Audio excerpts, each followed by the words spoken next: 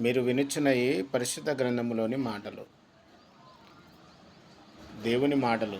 మనుషులందరూ ఆయన సృష్టి కార్యమును తెలుసుకొనున్నట్లు ప్రతి మనుష్యుని చేతిని బిగించి ఆయన ముద్ర వేసి ఉన్నాడు. ప్రతి మనుష్యుని చేతిని బిగించి ఆయన ముద్ర వేసి ఉన్నాడు. నీ ఏలి ముద్ర కానీ, నీ చేతి ముద్ర కానీ ఇంకొకరికి ఉండదు. దేవుడు ఒక చేతికి ముద్ర వేసి ఉన్నాడు అని తెలుసుకోవాలి.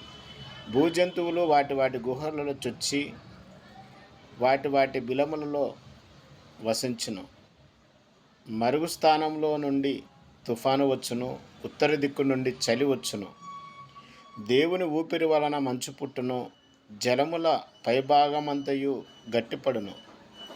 మరియు ఆయన దట్టమైన మేఘమును జలముతో నింపును, తన మెరుపుగల మేఘమును వ్యాపింపజేయును. ఆయన వలన నడిపింపబడినవై నరులకు నివాసయోగ్యమైన భూగోళము మీద మెరుపును మేఘములను సంచారము చేయును.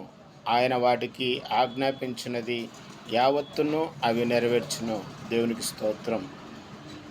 ముందుగా మొదటి మాట, మనుష్యులందరూ ఆయన సృష్టి కార్యమును తెలుసుకొనున్నట్లు ప్రతి మనుష్యుని చేతిని బిగించి ఆయన ముద్ర వేసి ఉన్నాడు.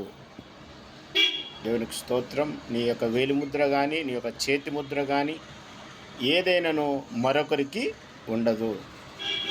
దేవునికి స్తోత్రం. అందరికీ వందనాలు.